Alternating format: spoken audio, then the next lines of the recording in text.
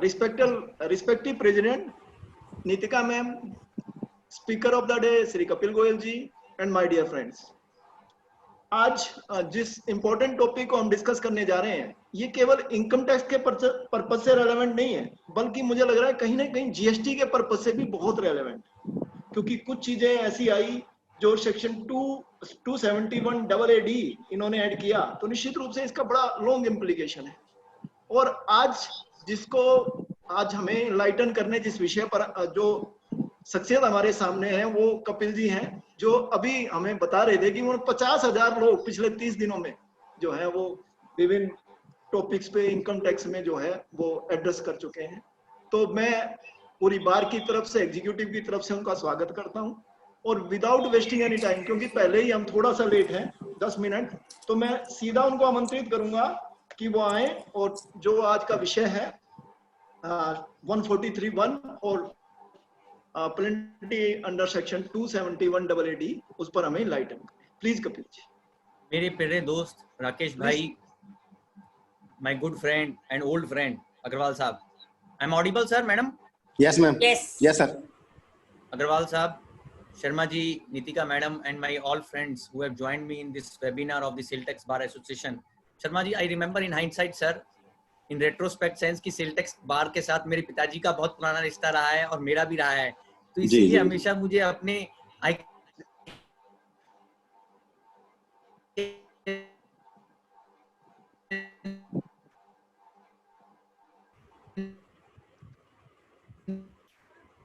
say with always feel very glad. So it is a matter of pleasure that you have invited me, Sharma ji. I hope I am audible to you, sir, properly. Yes, sir. Yes. Okay. Now it's fine. So the topic today which we have kept, Sharma ji, on your desire, Agrawal sahab, is 143 subsection 1 and 271 AAD and recent judicial pronouncements, and these topics are going on and very important topics, and definitely matter of more and more academic understanding and debate. So as you rightly said that it has the topic, at least the topic of 271 AAD, Agrawal sahab, you have rightly said it has cross linkage with the GST also. So we have to understand that there is going to be now a very interesting scenario where 271 AAD has been separately launched in the Income Tax Act by this Finance Act 2020. So I will first take up the topic which the Sharma ji, Honorable President, has said me to cover is 143 subsection 1, and then I will come to this 271 AAD, and then depending upon the time and your desire, I will come to judicial pronouncements.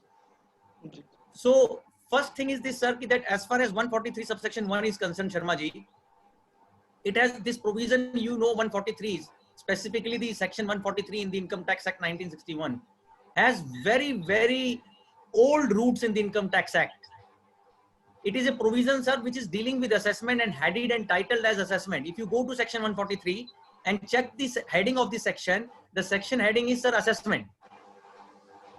Now we have seen, and as you will agree with me, sir, there have been traditionally two concepts of assessment, one summary assessment and one scrutiny assessment. So 143 subsection 1, Sharma ji, is called as summary proceedings. It is the intimation where processing takes place of the return of income by the centralized processing center. Earlier, the intimation used to come from the wards in old times. So 143 subsection 1 is a provision dealing in the Income Tax Act in 143 section with the processing of the ITR. Now, two ITRs are prescribed, sir. If you look to section 143 subsection 1, returns filed under section 139 and returns filed under section 142. Two types of returns are covered under section 143 subsection 1, sir. ITR filed under 139 or ITR filed under 142. That is after the notice, when the notice comes of department, Isab, you have not filed the return, then you file the return. So I was just submitting, sir, that there have been two types of proceedings in the section 143. One, summary proceedings, and secondly, this scrutiny proceedings. Now, if you compare section 143 subsection 1, Rakesh ji, with 143 subsection 2, then you will find a schematic difference, sir, that 143 subsection 1, there is not too much of interface of the assessee with the department. It is like a kind of a unilateral adjustment. They give some hearing, but it is kind of a very minimal hearing the CPC gives.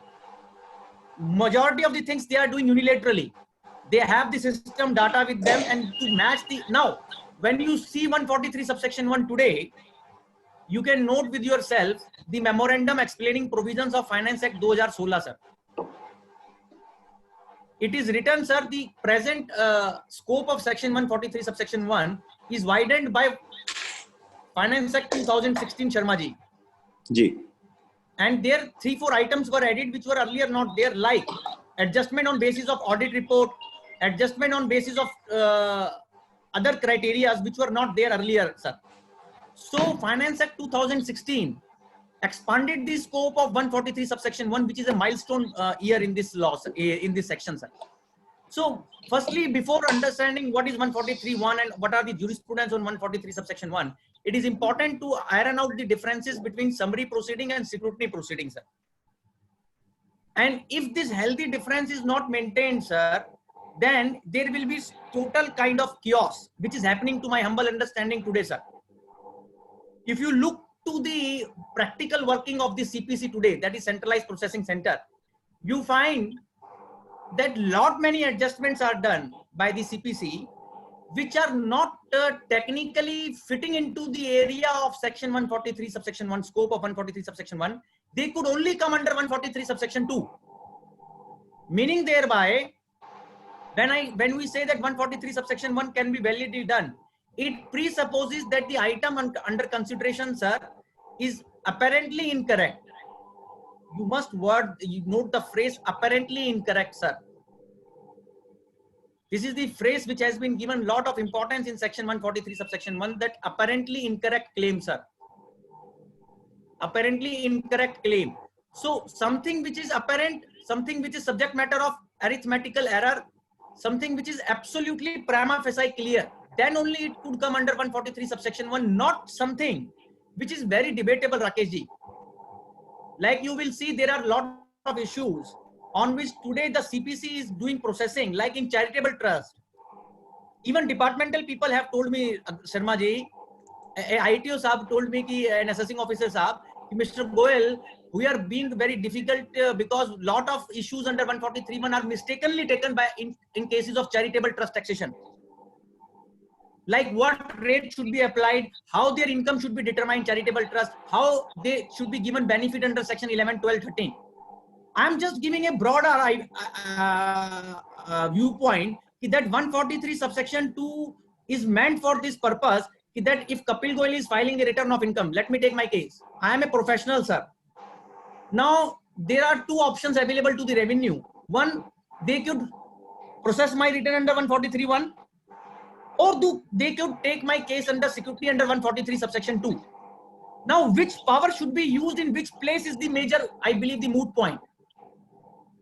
Because 143 subsection 1 is circumscribed by the important criteria, overriding criteria of apparent inconsistency in the ITR of the SSC vis-a-vis the data of the department. Apparent inconsistency in the ITR vis-a-vis the data of Income Tax Department is the criteria of 143 subsection 1. But if you come to 143 subsection 2, sir, it is a very wider provision. If revenue feels ki Kapil Goel has whether understated the income or not, or has properly disclosed the income or not, and paid the proper taxes or not, then they can take my case under security within 6 months from the end of the financial year in which return is filed. It is another matter कि now henceforth the assessments आप लोग जो कराएंगे, अब आपको faceless assessment के साथ, अग्रवाल साहब यही बैठे रहे, बड़ी important बात बता रहा हूँ, faceless assessment की तरफ जा रहे हैं आप.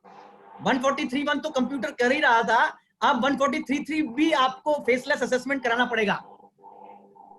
आप ये बात नोट कर ले, ई असेसमेंट आ चुका है, नोटिफिकेशन नंबर 62/2019, अधिसूचना 62/2019, नोटिफिकेशन नंबर 62/2019, 12 सितंबर 2019 की नोटिफिकेशन से ई असेसमेंट स्कीम लागू हो चुका है सर ऑलरेडी, और उसमें नेशनल ई असेसमेंट सेंटर वगैरह बन गए इनकम टैक्स में सर. तो अभी तक तो 143.1 तो आप करा ही रहे थे फेसलेस, अभी 143.2 भी फेसलेस होगा. असेसमेंट ईयर 18-19 की जब आप असेसमेंट कराएंगे तो you might face this e assessment also and faceless assessment also, which is prescribed in e assessment scheme of notification number 62/2019. So Sharma ji, let me take this practical case study, which everybody in every webinar has asked me almost, Agarwal sahab. He employs provident fund paid after the particular due date in that law, but before the due date of return filing in the income tax law, sir. Now there is a provision in the Income Tax Act, says, sir, section 2 clause 24, dealing with the definition of word income. Section 2 dictionary clause, clause 24, defining the ambit of word income, says that if an employer is there, he is collecting some provident fund contribution from the employees, but he is not able to pay that contribution within the prescribed due date in that legislation, sir, that amount will become its income, deemed income. That is, employees' contribution will become the deemed income of the employer.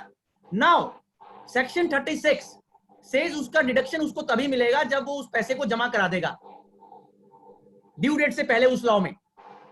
अब बहुत लोग बाग नहीं जमा करा पाते हैं उस due date में जो उस लॉ में दी हुई है, पीएफ लॉ में वगैरह में, बट रिटर्न फाइलिंग की डेट से पहले जमा करा देते हैं. तो क्या सेक्शन 43 कैपिटल बी आप जो इनकम टैक्स एक्ट में है सर 43 बी, कि जो सम आपने इनकम टैक्स की रिटर्न फाइलिंग की ड्यू डेट से पहले जमा करा दिया है, क्या आपको उसका डिडक्शन मिलेगा नहीं मिलेगा? हमारे यहाँ मेरी अंडरस्टैंडिंग में sir all the high courts are in the favour of assessee, including Delhi high court. Leading decision was एमिल लिमिटेड. एमिल, justice Sikri was author of this order. एमिल limited, the reported decision of Justice Sikri when his lordship was there in the Delhi High Court, he has said that this employees provident fund can be claimed under 43B. Somehow I do not know how it has happened in the latest decision of Delhi High Court in case of Bharat Hotels. Now this decision, Sharma ji, has created difficulties. Delhi High Court has given one decision where Justice Ravinder Bhatt Sahab, Honorable Justice Ravinder Bhatt, his lordship was the author of this order. In the case of Bharat Hotels Limited, again it's a reported order. Bharat Hotel Limited may they have taken a diametrically opposite stand, Agarwal Sahab, to the decision of AML Limited. We all know if there has to be some dissent, then it has to go to larger bench. So in this later case of Bharat Hotel Limited, without doubting the correctness of earlier decision in case of AML Limited, Bharat Hotel Limited, Sharma ji has said that if employees provident fund contribution is not paid before ITR due date, then it is to be disallowed. In my humble, utmost respectful, greatest of humblest understanding, this decision requires reconsideration of Bharat Hotels because it is per incurium. I say with humility, it is per incurium to the earlier decisions of High Court of Delhi, sir, where our own High Court has said that Section 43 capital B will apply to employees' provident fund contribution also, and if it is paid before the due date, the ITR due date, then it will be allowed as deduction. It will not be disallowed. It is another matter that AML Limited and Bharat Hotel Limited could have created some kind of confusion on the subject, but I am telling you broadly, sir, in the country, almost all the high courts have said that 43B will be applicable और employee provident fund का आपको deduction मिलेगा अगर आपने उसको ITR का due date से पहले जमा करा दिया है. एक ही हाई कोर्ट है जहां उन्होंने डाइसेंट किया है बाकी सब हाई कोर्ट से कंट्री में, to my knowledge Gujarat high court in Gujarat state transport corporation, जहां SLP विचाराधीन है सुप्रीम कोर्ट में. अभी इस स्थिति के अंदर सर मेरी अभी तक समझ में नहीं आ रहा कि 143 सबसेक्शन 1 जैसी स्थिति में जहां अपरेंट इनकरेक्ट क्लेम कैसे बोल सकते हैं आप इसको. अपरेंट तो वो होता है राकेश जी जो मेरे को समझ में आए 2 और 2 4 वाली बात है. आपने 2 और 2 को 10 कर दिया या 3 कर दिया है और फिर उसको 4 किया जा रहा है. Apparent means, as Supreme Court has defined the word apparent, if you go to the law lexicon and try to understand what is the meaning of the phrase apparent incorrect claim, sir, then it means something which is not debatable, something which cannot be subject matter of debate and dispute, something which is not contentious, something which is not subject to 2 views. So, Sharma ji, 143 subsection 1 being applied in wholesale manner to this kind of adjustments, which are very vexatious, contentious issues. In my humble understanding, they are ultra virus to the provisions of the Act of 143 subsection 1. When I say it is ultra virus to the provisions of the Act, I believe the jurisdiction of 143 subsection 1 is circumscribed that it should be apparent incorrect claim, sir. And why this healthy difference has to be maintained, sir? You understand 143 subsection 1 is an extension to section 154. I am telling the next preposition now. 143 subsection 1, sir, is an extension to section 154. What is 154, sir? It is the rectification of any order oblique intimation where mistake apparent from record is there. So if 154 could not be done, I am submitting humbly. Then in my utmost understanding, 143.1 cannot be done on any issue then, which is not falling under the domain of, otherwise in the domain of 154 section. That is mistake apparent from record. 143.1 cannot be treated as an isolated zone or a quarantine provision. You have to understand 143.1 in conjunction with 143.2 and 154, sir. Then only you can do justice with 143.1, otherwise not in my humble understanding. And why courts have said 154 and 143 subsection 1 has to be harmonized, synchronized, and to be correlated and to be read together. Please note 2 citations, sir. There are old decisions, but they are very important and covers the subject in entirety. What should be the correlation between 143.1, 143.2 and 154? First decision I want to take note of is Bombay High Court, sir. 196 ITR, panna number 55. 196 ITR, page number 55. Bombay High Court has analyzed the conundrum and the interplay between section 143A, 143(2) and 154. 196 ITR, page number 55 इस citation में repeat कर रहा हूं sir. और इस judgement को पढ़ेंगे आप शर्मा जी, तो इसमें बखूबी बहुत अच्छे से जज साहब ने समझा रखा है कि इन तीनों सेक्शनों का तालमेल कैसे बिठाया जाएगा, कोहेरेंस. तो ये जजमेंट वही बात कह रहा है मैं जो कहना चाह रहा हूं कि सर 143(1), 143(2) के एरिया में इन्वेड और इंट्रूड नहीं कर सकता.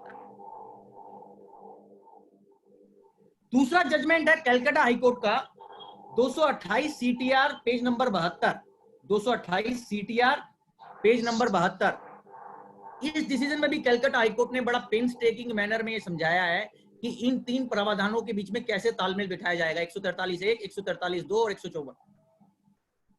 और इन दोनों जजमेंटों को आप साथ पढ़ेंगे तो आपको सारी जो समुद्र है इस पूरे सेक्शन की 143(1) की वो समझ में आ जाएगी, डायनामिक्स कि ये कैसे ऑपरेट करेगा. और जो आज की तारीख में प्रॉब्लम है सर, आप बोलेंगे कि फिर इतना सारा ये क्यों हो रहा है, ये सब सर प्रैक्टिकल प्रॉब्लम्स, ये सॉरी एडमिनिस्ट्रेटिव प्रॉब्लम ज्यादा है, जुडिशियल प्रॉब्लम कम है.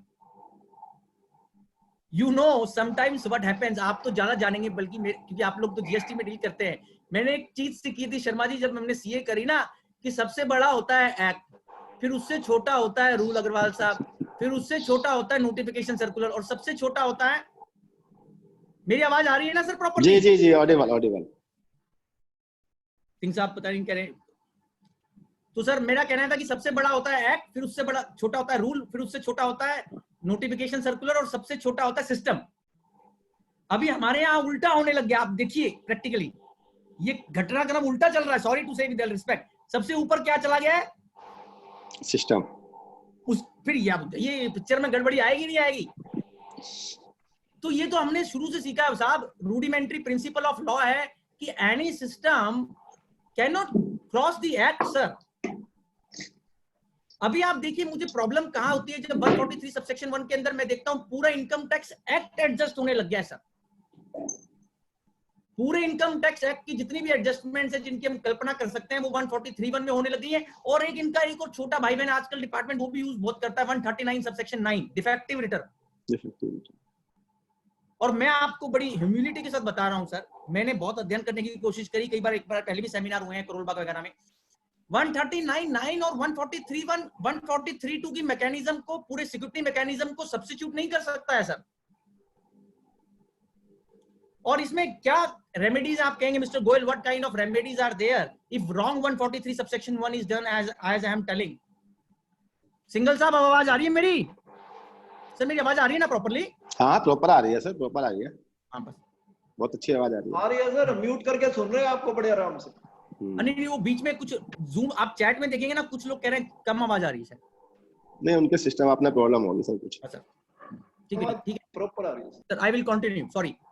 सॉरी अभी क्या है कि मैं ये बता रहा था शर्मा जी की what are the remedies you can note against 143 subsection 1 done wrongly. एक रेमेडी तो ये है कि sir this is an appealable order. आप सेक्शन 246 कैपिटल ए में कमिश्नर अपील के पास इसकी अपील फाइल कर सकते हैं. सेक्शन 246 ए में ये अपीलेबल है. और आप इसका रेक्टिफिकेशन भी फाइल कर सकते हैं पैरेलली सेक्शन 154 में। और प्रैक्टिकली तो लोग दोनों ही करते हैं, जो पहले हो जाता है अगर तो फिर बात दूसरा वाला अपने आप वो हो जाता है। तो यू कैन फाइल 246 से appeal also sir, you can file rectification also. And I am just submitting one thing sir, कि एक मैं अभी डिसीजन निकाला है, आप लोग बड़ा इसको नोट कर लें, बड़ा काम का डिसीजन है सर, आपके भी बड़ा काम आएगा जीएसटी में शर्मा जी। पुराना सुप्रीम कोर्ट का फैसला है 1958 का, 1958 का फैसला निकाला मैंने। Teja Singh, commissioner of income tax versus Teja Singh, ये एआईआर में रिपोर्टेड है 1958। Commissioner of income tax versus Teja Singh Agarwal साहब, सुप्रीम कोर्ट सेज कि मशीनरी प्रोविजंस जो होते हैं और प्रोसीजरल प्रोविजंस जो होते हैं उनको ऐसे पढ़ना चाहिए जैसे वो वर्केबल हो सके। अब आप इम्पॉसिबल चीजें अगर प्रोसीजरल प्रोविजंस में, सॉरी मशीनरी प्रोविजंस में कराने की कोशिश करेंगे तो कोई भी नहीं कर सकता साहब। तो इसीलिए मशीनरी प्रोविजंस को और प्रोसीजरल प्रोविजन को पढ़ने की जो मर्यादा है, जो सुप्रीम कोर्ट ने 1958 में लिखी थी और आज भी 2020 में सुप्रीम कोर्ट इसको फॉलो कर रहा है तेजा सिंह को। So it is important that we make a representation to the CBDT from the sales tax bar and the bar association that this section should be not used in the area where it is not usable sir, like employees PF, like charitable trust, like capital gain cases। अभी इन्होंने capital gain के cases में बहुत use करना चालू कर दिया sir इसको। और दिक्कत क्या होती है कि आप सीपीसी को तो समझा नहीं सकते जाकर, फिर आपके पास चारा बचता है, हर एक केस में अपील फाइल करिए और अपील के लिए वेट करिए अपने केस का। तो ये सब ठीक नहीं है। और टीडीएस क्रेडिट का मैं एक इशू लेना चाह रहा था इसमें जरूरी। टीडीएस क्रेडिट में बहुत डिपार्टमेंट कई बार दिक्कत करता है कि जो टैक्स कट गया है उसका क्रेडिट ना देकर उसकी डिमांड निकाल देता है शर्मा जी। ये एक बड़ा विचित्र स्थिति है। मैंने एक तेलंगाना हाईकोर्ट का ऑर्डर निकाला है सर, आप नोट करिए, ये आप लोगों के बड़ा काम आएगा। सेल टैक्स का डिसीजन है और लॉकडाउन के पीरियड का है और पिछले हफ्ते का ऑर्डर है, 27 अप्रैल 2020 का ऑर्डर बता रहा हूं। तेलंगाना हाईकोर्ट का ऑर्डर है जिसमें पर्सनल कॉस्ट लगाई है ऑफिसर पे रिफंड ना देने की एसएससी को, और बड़ा जबरदस्त ऑर्डर लिखा है तेलंगाना हाईकोर्ट ने सेल टैक्स लॉ में, जीएसटी लॉ। और जजमेंट का नाम है sir ACC limited versus assistant commercial tax officer. ACC cement company है sir, ACC limited versus assistant commercial tax officer. Date का ऑर्डर का डेट है सर 27 अप्रैल 2020। हाईकोर्ट का नाम है तेलंगाना हाईकोर्ट। इस केस में क्या फैक्ट है अग्रवाल साहब कि एसएससी ने टैक्स जमा करा दिया, डिमांड ड्राफ्ट पे कर दिया। अब डिपार्टमेंट वाले कहते हैं साहब हमारे यहाँ चलान नहीं मिल रहे हैं इसलिए हम इसका क्रेडिट भी नहीं देंगे और रिफंड भी नहीं देंगे। SSC tried all its best going from pillar to post to convince the authorities, revenue authorities कि साहब ये पैसा मेरे यहाँ से तो चला गया, मेरे को तो दीजिए क्रेडिट इसका। वो कह रहे हैं भैया जब तक हमारे यहाँ नहीं आ जाएगा हम नहीं दे सकते। अब इस पे 4 संविधान के अनुच्छेद तेलंगाना हाईकोर्ट ने लिखे हैं जो आप नोट कर सकते हैं। 4 संविधान के अनुच्छेद समझाएं कि कैसे लागू हो रहे हैं, और ये मेरे सब्जेक्ट पे भी लागू होते हैं जहां टीडीएस का क्रेडिट नहीं मिलता है और रिफंड रोक दिया जाता है।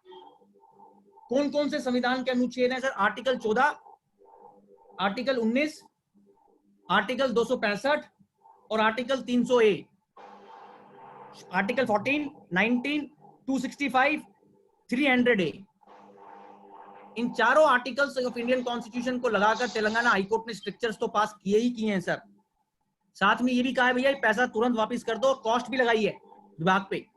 और ये भी कहा है कि भैया जो एक टैक्स आ गया है without authority of law SSC का टैक्स थोड़ी ना रख लोगे आप। और फिर उन्होंने मर्यादा याद दिलाई है भैया कि टैक्स लीजिए जो ऑनेस्ट टैक्स है, पर डर्टी गेम्स के खेल के टैक्स को रोकिए मत। ये ऑब्जर्वेशन है तेलंगाना हाईकोर्ट की sir. So this is a very important order. I believe it will help you in your sales tax practices also. ACC Limited versus Assistant Commercial Tax, 27 April 2020, Telangana High Court, Article 14, 19, 265 and 300A of the Constitution, Holy Constitution of India are covered. But I am telling sir, कि these things are not judicial problem. Again, I am telling these are more administrative problem. These are the problem driven by system. These are the problem where the system is made in such a manner which is somewhere outcrossing the law. I'm sorry. So somebody has to make the system which is synchronized with our law.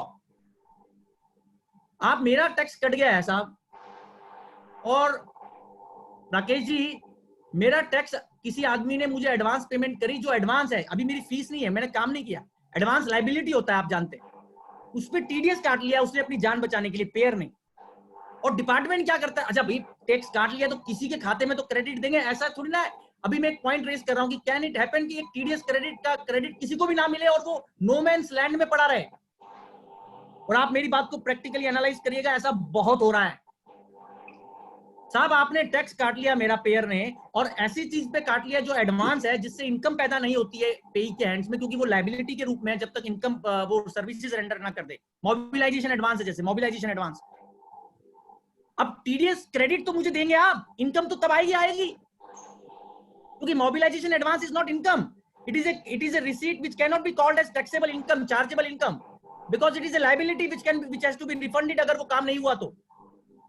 मेरा submission ये है sir, ये Telangana high court का order इसलिए important है कि doctrine of unjust enrichment भी बताई गई है। डॉक्ट्राइन ऑफ अनजस्ट एनरिचमेंट नाम की चीज आज भी हमारे संविधान में जिंदा है सर।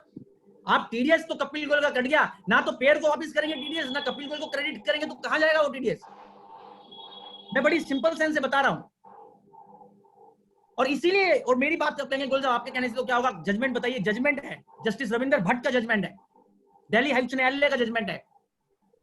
रेलकॉम केस का नाम है sir CIT versus Railcom, CIT versus रेलकॉम।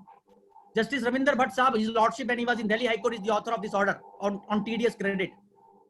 उन्होंने कहा भैया procedural provisions are handmaid of justice, procedure is handmaid of justice. क्या कर रहे हैं, टीडीएस क्रेडिट क्यों रोक रहे हैं? किसी को तो दीजिए। वहां अग्रवाल साहब क्या हो रहा था, जिसकी इनकम थी टीडीएस कट गया, किसी और का इनकम थी किसी और की। अब जिसका कटा उसने क्रेडिट ले लिया, जिसके नाम से कटा, और इनकम किसी और ने दिखा दी। अब डिपार्टमेंट ने कहा हम दोनों, भाई उसने लिया नहीं जिसने इनकम दिखा दी, और जिसने लिया उसकी इनकम थी नहीं। उन्होंने कहा हम दोनों में से किसी को नहीं दे रहे, जाओ। तो भट्ट साहब ने कहा भैया क्या चक्कर है, what is this going on, sorry you have to give credit to somebody sir. And that is what is the spirit of Article 265 of the Indian Constitution, that no tax can be collected except by authority of law. Authority of law should be at the back of every action, sir. Anyhow, I have told you this is the. I have no Sharma ji hesitation in my mind when you asked me to cover this topic. I told you, sir, and I have given you my case laws also, which you can share with your learned bar members. That this provision of 143 subsection 1 has its maryada. It has to be used in manner akin to section 154. It cannot transgress into the area reserved for 143 subsection 2. So that is my humble point, sir. And if this healthy difference is not maintained, then there will be definitely practical problems, and there will be litigation, and there will be people who will be harassed, sir. With all respect, I am using the phrase harassed, that yes, they will be harassed, sir. So more probably 143(1), all the people have to go to appeal under 246A to CIT appeal, and can also parallelly file rectification application to the same authority, sir. And after that, it is also a point, sir, that section 264 is also there, which has to be used by us in deserving cases. 264 power आपके सिलटेक्स law में भी होती है कि जहां principal CIT को revision का power दिया गया है किसी भी एओ के ऑर्डर के, सबऑर्डिनेट ऑर्डर के ऊपर, सर। यू कैन 500 रुपए का फीस जमा होता है उसमें, और आपका कंसर्न जो रेगुलर सीआईटी साहब है उनके पास 264 की रिवीजन पिटीशन फाइल होती है, अर्जी। तो वो भी एक प्रावधान है, अगर कोई अपील नहीं फाइल करना चाहता है 246 में, तो 264 भी जा सकता है, 154 भी कर सकता है। बट 246 से और 264 एक साथ नहीं हो सकते, या तो आप अपील में जाएंगे या रिवीजन में जाएंगे, दोनों साथ साथ नहीं कर सकते। रेक्टिफिकेशन आप साथ लगा देंगे, बट अपील में जाएंगे या रिवीजन में जाएंगे, दोनों में से कोई एक काम करेंगे। तो सर ये 143 सबसेक्शन 1 के ऊपर जो लेटेस्ट सुप्रीम कोर्ट का ऑर्डर है, वो आपको मैंने भेजा भी था। वोडाफोन लिमिटेड का जो ऑर्डर अभी आया है, जस्टिस यू ललित साहब ने लिखा है, Vodafone. This is the order dated sir, Vodafone dated 27 April 2020। Lockdown के पीरियड में ही सर अभी आप देखेंगे जबरदस्त ऑर्डर्स आ रहे हैं। वोडाफोन को 750 करोड़ रुपए का रिफंड देने के लिए बोला है सुप्रीम कोर्ट ने, उच्चतम न्यायालय ने, खंडपीठ of justice U Lalit, his lordship. 770 crore rupees refund direction is there in this order of Supreme Court, sir, to the Vodafone. So this order, Sharma ji, you can note paragraph number 12 and paragraph number 13 of the Supreme Court order of Justice Lalit in the case of Vodafone Limited, his lordship, has differentiated what is the area of operation between 143(1) and 143(2). Justice U Lalit, speaking for Supreme Court, his lordship, in the case of Vodafone in paragraph number 12, Rakesh ji, paragraph number 13, has said 143(1) cannot be done on something which is not apparent, sir. Only remedy is 143 subsection 2, that is taking the case for scrutiny. and giving proper principle of natural justice to the taxpayer. So one may refer to Supreme Court latest decision of 29 April 2020. I am sorry, the date of Vodafone decision is 29th April 2020, and it is reported on Supreme Court website also. And it is a very lengthy order. It covers what is the scope of 143(1). I believe on this basis also, sir, Supreme Court decision, Sharma ji, you can send a representation to the CBDT and DG systems that 143(1) should not be used in those areas where it is not meant, sir. Now, if you permit, since I have covered all the important points, now lastly, one more thing, sir. There is one judgment of Delhi High Court when Justice R.C. Lahoti was there. I got this judgment today only, sir. Lahoti sahab jab Delhi High Court mein hote the, there is a judgment of bench of Justice Lahoti, sir, in case of Sudhir Sareen versus CIT. Sudhir Sareen versus CIT. Citation of this order is, sir, 239 ITR, page number 440. It's a very important order, Rakesh ji. 239 ITR, page number 440, paragraph number 14. 239 ITR, volume, page number 440. Justice R.C. Lahoti sahab, Sudhir Sareen versus CIT, para 14 of the order, sir. Golden thread in the machinery provision is explained by his lordship. Golden thread क्या होता है? उन्होंने कहा golden thread ये होता है कि किसी से ज्यादा टैक्स मत लो, किसी से कम मत लो, जितना चाहिए उतना लो और असेसी की हेल्प करो जहां से करनी है. ये बात हिंदी में लिखी है उन्होंने बड़े सरल शब्दों में. Respect the golden thread in the machinery provision. And what is golden thread? My lords has said that it is like this: कि you take that much tax which is due, sir. कभी आप novel पढ़ने का शौक हो, Venice का एक वो प्ले होता है, वो पढ़िए, मर्चेंट वेनिस का. उसमें था जितना मास आप निकाल सकते हैं उतना ही निकालना है आपको, 1 इंच ज्यादा नहीं निकाल सकते आप. वो बात लगती है यहाँ पर. जस्टिस लाहौटी हैज वेरी, अच्छा ये जजमेंट इंपॉर्टेंट क्यों है, मैं क्यों बोल रहा था sir? It is the only judgment which I found which is discussing 139 subsection 9 की डिफेक्टिव रिटर्न करने के लिए क्या मर्यादा है. You cannot say, AO has to be very, department has to be very careful कि किसी भी चीज को आप अगर किसी भी ITR को डिफेक्टिव रिटर्न की संज्ञान में डालना चाहते हैं, प्रॉपर नेचुरल जस्टिस दे. अभी आप 139(9) का प्रयोग हर एक रिटर्न को डिफेक्टिव कहने के लिए नहीं कर सकते हैं, और असेसी को मौका देंगे. और उसमें बहुत अच्छी बात लाहौटी साहब ने लिखी है कि जब तक असेसमेंट कंप्लीट नहीं हो जाती, अगर उससे पहले राकेश जी कभी भी डिफेक्ट क्लियर हो जाता है तो रिटर्न वैलिडेट हो जाएगी. This is the landmark finding of Delhi high court in case of Sudhir Sarin, which you can note, sir. 139 subsection 9. So I believe I have covered my points, or all the points which I have noted with me. अभी 271 AAD पे मैं I am just coming to, sir, 271 AAD. 271 AAD is born from Finance Act 2020, sir. The effective date of this provision, Agrawal Sahab, is 1st April 2020. Effective date is 1st April 2020. When I say, sir, it means that it is a prospective provision, penalty provision.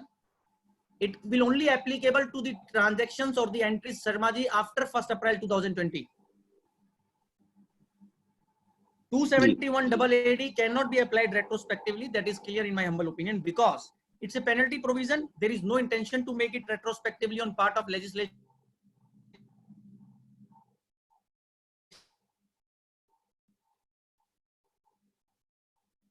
Shamishu is there, Kapil ji? Vice. And only case of penalty under 271 AAD can be made, sir. So one thing, I'm clear, sir. My voice is coming. Yes. Coming. So 271 AAD is born from the mother worm of this section, this draconian penalty section, sir, is Finance Act 2020. And why I'm saying draconian, you will just realize when I will complete this dialogue. 271 AAD is born from Finance Act 2020. The age of this section is hardly 2 months. But the fever which it has created, fever or fear, what you say, it is enormous, sir.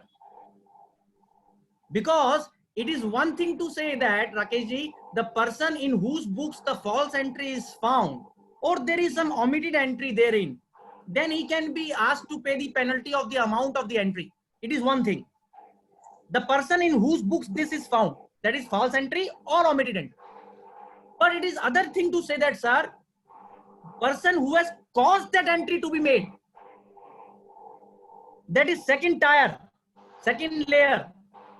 Meaning thereby, if a professional is there who department alleges has caused that entry to be made in the books of the first hand person, then he will also be imposed the penalty of the very same amount. This is where the draconian pinch comes up. The penalty is not restricted to the person in whose books the false entry or omitted entry is found. It is taken to the next level. That is in the case of the any other person who has caused that entry to be made. So this is the idea of this provision, sir, how typical it can be. So it is a penalty provision. It is not tax. It is not interest. It is penalty. Definitely it will be subject to principles of natural justice, sir. Section 274 is there. Any penalty under 271 AAD cannot be levied unless section 274 show cause notice is not given. Show cause notice of 274. And this penalty is not mandatory. This is directory penalty, discretionary penalty. Because the word used in this law, you can note, is may direct. The assessing officer may direct, may. And may word has come up for consideration in various legislations by the Honorable Apex Court. The leading decision which comes to my mind is Supreme Court decision in case of CIT versus P.K. Noor Jahan. 237 ITR volume page number 570, 237 ITR volume page number 570, Supreme Court of India, CIT versus P.K. Noor Jahan, where the provision under consideration before the lordships of Supreme Court was section 68 and 69, that is unexplained income. The catchphrase in that section was also may. Supreme Court of India said no, it is not that if person is not able to explain a thing, then addition under section 68 or 69 has to be made. Supreme Court says it is discretion of the AO, discretion. And discretion means judicious discretion with application of mind. Same word may has been used, Sharma ji, in 271 AAD also. So 237 ITR 570 Supreme Court of India, CIT versus P.K. Noor Jahan, and many other rulings like that. There are many other sections, sir, where in Income Tax Act you will find, I have given in my paper shared with you in my background note, that there are various sections, Rakesh ji, where in the Income Tax Act this same phrase may direct has been used, and may direct requires no further elaboration, that it means it is directory and discretionary. So it is subject to principle of natural justice. So it is subject to proper show cause notice being given to the person before the penalty. This penalty and dangerous penalty is inflicted on the taxpayer. So penalty is born from Finance Act 2020, effective date 1st April 2020. The nature of the provision is penalty. It is subject to principle of natural justice under section 274. It is directory and discretionary in nature. Not only the person who is maintaining the books loaded with infected entry, that is false entry or omitted entry, will be imposed penalty, but also the person who has caused that entry to be made. So with this background, now why this section has been given birth, Sharma ji? Paragraph number 6.8 of the Honorable Finance Minister's speech of Budget 2020 can be noted, sir. Para 6.8, Finance Minister's speech of this budget of 2020, sir. 3 lines are written there, that people are found to be taking misuse of false GST credit by maintaining manipulative evidences. So this provision is brought in, that is Honorable FM has said in paragraph number 6.8. That is the legislative intent. That is contemporanea expositio. That is the understanding and mischief in the mind of the legislature why this provision is brought. Mischief. When I say mischief, please note it. Mischief is the GST. There is people who are maintaining false invoices and fake invoices. So this provision is brought in section 271 AAD. Likewise, you can go to explanatory memorandum explaining provisions of Finance Bill 2020 to 2020, sir. You will find that it is written in that memorandum, sir, that people are fraudulently issuing invoices without actual supply of goods and services for bogus GST credit. Fraudulent, fake invoice, bogus GST credit. Why I am harping upon these things so sharply, sir? When I read this provision 20-30 times in the seminars, I found that yes, the idea of the legislature is very clear. They are saying that we are coming in GST, we are finding people are using fake invoices in GST, and there is some fraudulent practice going in some people, with some people, where this GST credit is taken bogusly. So we are bringing a separate and special provision in Income Tax Act also.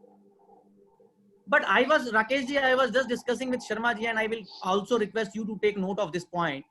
I do not know, but rather I have been told that in GST also there are corresponding provisions of penalty and prosecution, sir, on this kind of thing. It is not unaddressed in GST law. That is what is being told to be my learned Sharma ji.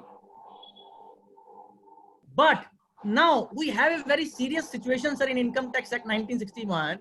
If you go to section 270A, You can note this provision 278 subsection 9. Sharma ji, 278 subsection 9 is the provision dealing with misreporting of income. और misreporting of income एक penalty का provision है, और उस पे penalty का जो amount है वो भी आप नोट कर सकते हैं 200% है, मतलब कि जितना उसका टैक्स होगा उससे 2 गुना। उस 278 सबसेक्शन 9 में जब आप उन श्रृंखलाओं को पढ़ेंगे, उन एंट्रीज को, कि जो उसमें मिस रिपोर्टिंग में आती है, उनमें आपको फॉल्स एंट्री और ओमिटेड एंट्री बिल्कुल साफ नजर आएगा सामने से कि false entry and omitted entry are already part of misreporting of income in section 278 subsection 9 पहले से है। और 200% वाली पेनल्टी नॉर्मल पेनल्टी नहीं है सर, बहुत पुराना प्रोसिक्यूशन का सेक्शन चल रहा है हमारे जन्म के टाइम का सर, उससे भी पहले का सेक्शन 276C है, tax evasion prosecution in income tax act, section 276 capital C. एक बार उसकी एक्सप्लेनेशन खोल के पढ़िए। 276C prosecution for tax evasion in the income tax act has an explanation. उस एक्सप्लेनेशन में आपको मिलेगा फॉल्स एंट्री और ओमिटेड एंट्री वहां इंक्लूडेड है सर। तो किसी ने पूछा, मैंने ही पूछा अपने आप से, भैया ये क्या हो रहा है, अभी तो मिस रिपोर्टिंग में भी आ गया, प्रोसिक्यूशन में भी था, पहले से मिस रिपोर्टिंग में भी था, तो ये तीसरा नेत्र क्या है? This is third eye. Are you getting my point? 278 subsection 9, 276 capital C prosecution section and 271 double AD, you will find some kind of overlapping is all there. So the legislature knew this. That is why, sir, what they have done now, they have worded 271 AD very, very typically. They say 271 AD will be without prejudice to other provisions of the act. Now, this language of without prejudice is not new to me and you, sir. We have read various sections where this phrase is used without prejudice. There is a decision, Rakesh ji, of Privy Council of 1945. 1945 EAR में reported एक privy council का order है संदीप बैनर्जी के नाम से, 1945 EAR.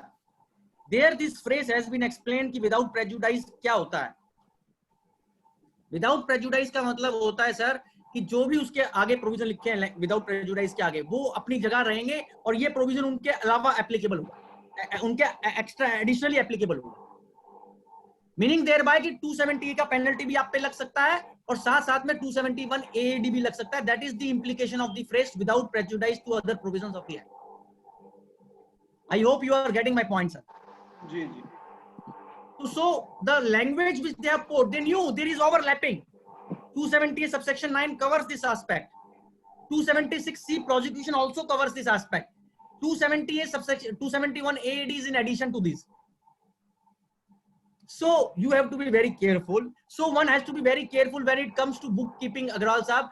No one can take bookkeeping now lightly. No one should dare, I believe, humbly. If he dares, then he is exposed to the serious exposure of 271 AAD is my humble point. So idea is the moral of the story. I will just go to the section. Before going to it, I will just say moral of the story is that you have to be very particular in your books of accounts. If there is any error in your books, sir, where the revenue feels it is coming in the inverted category of false entry and omitted entry, then equivalent amount of penalty can not only be levied to only that person, but also to the person who has maintained it. Oh, sorry, who has caused to be made it. So you have to be very careful, sir, bookkeeping. So let me come to the section now. There are three parts of the section, Agrawal Sahab. 271 AAD subsection 1, 271 AAD subsection 2, and explanation. There are three important organs of this section, sir. First subsection, second subsection, explanation. What is first subsection, Sharma ji? First subsection की language says without prejudice to any other provisions of the act, if the assessing officer in the course of any proceedings under this act finds in the books maintained by the assessee that there is any false entry or any omitted entry, then assessing officer may direct the amount of penalty to be levied equivalent to that entry. I am repeating. First subsection says, sir, without prejudice to the any other provisions of the act, if the assessing officer in the course of any proceedings, word used is assessing officer, in the course of any proceedings under this act finds that in the books which is maintained by the assessee, there is any false entry or any omitted entry, sir, then the amount of penalty which can be levied, Agarwal Sahab, is equivalent to the amount of the entry on the person in whose books this amount, entry is found, sir. Now, question arises that one of the most important part of subsection 1 of 271 AD is maintenance of books of accounts. You note it, please. Maintenance of books of account. And second, existence of false entry and omitted entries. What is books of accounts, sir? Books of accounts means those books which assessee is maintaining to compute its income. Books means books which I am regularly, ordinarily making in my ordinary course to compute my taxable income. Are you getting my point, sir? Books does not mean the books which are memoranda books. Somebody says whether P&L account and balance sheet, Agarwal Sahab, are books. Answer is emphatic. No, they by no standard of imagination can be called books, sir.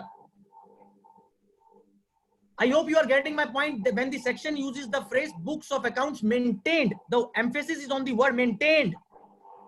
Meaning thereby, let me take a practical case study. If an assessee is there, taxpayer is there, who has not maintained any books, an assessing authority, adjudicatory authority levies penalty of वो जो 25,000 का penalty होता है ना books रखने का, वो लगा दिया सर. क्वेश्चन आया कि 271 AAD बचेगा नहीं बचेगा सर, या मतलब 271 AAD का गुंजाइश बचेगा नहीं बचेगा. If there is no books and penalty under section 271A for non-maintenance of books is already levied, can penalty under 271 AAD be still levied when there is admittedly no books? Sharma ji बताइए. Sir, I am also thinking about the section 44 AD. 44 AD में किसी ने books नहीं बनाई है उसमें भी. Forget about 44 AD. Don't confuse you. Sorry, humbly. See section what is 271 AD. We are in penalty section number 1. And in that penalty section, the word uses books of accounts maintained. So already our learned audience, there is a difference of opinion. Sir, I will give my humble viewpoint, which I have given in my paper also. Books of accounts maintained means positive existence of books. It cannot be assumed and deductive books. It has to be particular existing books, real books, which are there before AO. If books are not there before AO, then in my humble understanding, 271 AAD will not come into place. So that's my question. That's my question. That whether I am not required to maintain the books of accounts under section 44 AD. Sir, when you say you are not required to maintain books of accounts in 44 AD, that is again subject matter of dispute, because 44 AA sometimes said, if you read 44 AA with 44 AD, you will find some differences there. Because 44 AD says that you are not supposed to get this audited if your income is more than 8%. If you are showing income more than 8%. No, I am not liable to maintain my books of accounts. I can tax on the presumption basis. Sir, my answer is very humbly simple, sir. That section 271 AAD, Sharmaji uses the phrase books of accounts maintained. You please go to section 2, note clause 12A is there. Section 2, clause 12A, where books of accounts is defined in income tax law. And then you go to two rulings I am giving you, sir. Bombay High Court in Sheraton Apparels and Madras High Court in Taj Brewlers. You please note these two citations. Bombay High Court in Sheraton Apparels and Madras High Court in Taj Brewlers. You will be with me, sir, if there are no books before the AO. Because you see, how will AO will take cognizance of 271 AAD penalty? Let me ask this question first. कि आपको पता कैसे चलेगा कि SSC के खातों में false entry है या ओमिटेड एंट्री है, ये बताइए. Definitely, when assessment proceedings will be going on in 143.3 etc., and when AO will have my books of accounts before him, and in those books, when he will find that there is any case of false entry or omitted entry, then only he will take cognizance of 271 AAD proceedings. So, if in a given case there are no books, and already assessing officer makes the assessment, best judgment assessment, I have given in my paper my humble view, which you will share with your learned audience, that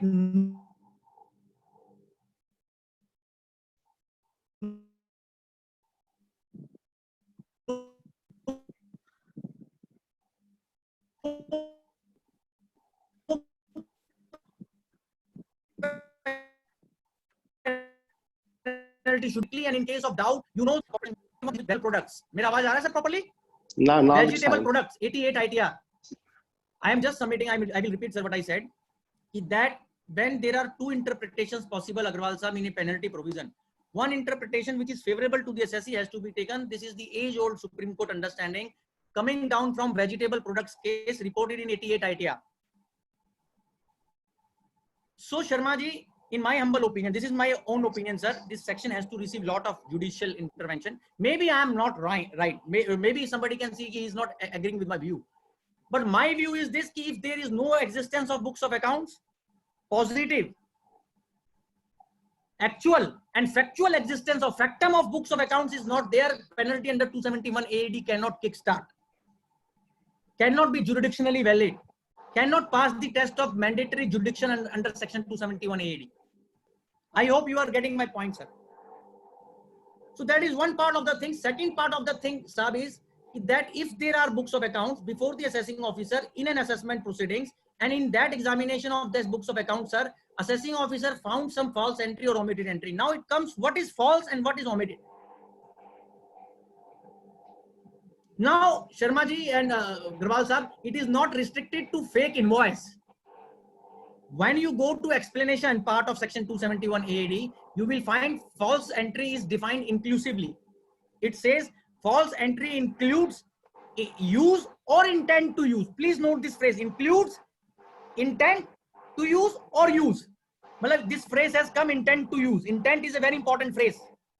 In definition of false entry, in explanation of section 271 AAD, the definition is defined like this. False entry includes use or intent to use. Meaning thereby the law has given lot of emphasis on this point that there is a deliberate intent on the part of the taxpayer to use something like this, which is subsequently written A clause, B clause, C clause. Now there are three clauses of false entry in explanation. Three clauses, clause A, clause B, clause C. What is clause A, sir? Clause A, Sharma ji, says false entry includes use or intention to use any falsified documents or forged document, such as false invoice. I'm repeating, it says use of falsified or forged documents, like any false invoice, such as means it is not restricted to invoice, it can include something else also, provided it is falsified evidence. Second clause says, Sharma ji, any invoice where the person who has purchased the goods or supplied the goods or services has not been able to prove that there is actual supply or service. Sir, when I was debating on this topic, and I learned one thing, and I always say, more and more you discuss, the more you learn. Agarwal sir, just understand, somebody, हम जब छोटे होते थे ना, CA कर रहे थे, तो हमसे किसी ने पूछा था कि साहब जब कोई आदमी छोटे मोटे खर्चे करता है गुड सप्लाई के, और कुछ सेक्टर्स तो ऐसे होते हैं जहां पर आप थर्ड पार्टी वाउचर मांगने जाएं साहब तो आपको कभी नहीं मिलेगा। वाउचर का मतलब इनवॉइस नहीं होगा वहां पर भैया। तो क्या इनवॉइस के ना होने से और ना देने से ये अजम्पशन ड्रॉ हो जाएगी 271 AAD में? ये क्वेश्चन है सर कि वो फॉल्स एंट्री है और एक्चुअल सप्लाई ऑफ गुड्स और सर्विसेज नहीं हुआ क्योंकि करदाता इनवॉइस नहीं दे पाया। बड़ा भयंकर क्वेश्चन है सर ये। आपको अनगिनत केसेस ऐसे मिलेंगे सर प्रैक्टिकल लाइफ में जहां वाउचर्स नहीं होंगे due to particular peculiar trade practice or due to the nature and materiality of the expense, materiality of the transaction. So the question came from a learned curious ki whether Mr. Goyal, absent of the voucher, that is the invoice, will itself demonstrate that there is no actual supply of goods and services within the meaning of 271 AAD so as to infer false entry is the question mark. Sir, my answer is no. And the reasoning of my answer is no is because of a sale tax ruling which has come from sale tax law, sir. Justice D.K. Jain साहब. And this is a landmark order, sir. अभी यही संकट मोचन होने वाला है 271 AAD के अंदर। मैं आपको बता रहा हूँ ये फैसला अगर चलेगा तो बात बनेगी, वरना तो एसएससी को बहुत दिक्कत हो जाएगी सर।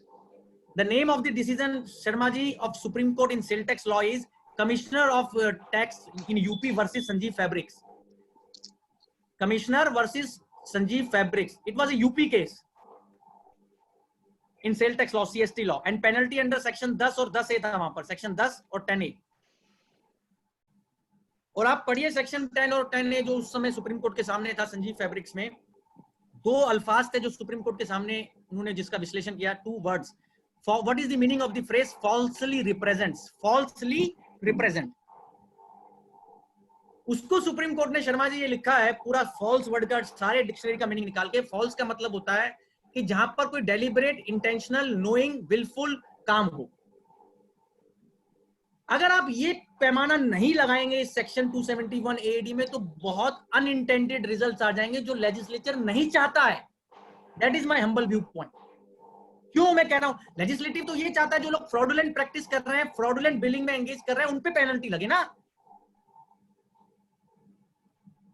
लेजिस्लेचर ये थोड़ा चाहता है कि जहां आपके पास बोनाफाइड वाउचर नहीं है बट आपने खर्चा किया है, आपने काम किया है, आपने सेवाएं ली हैं, आपने माल लिया है.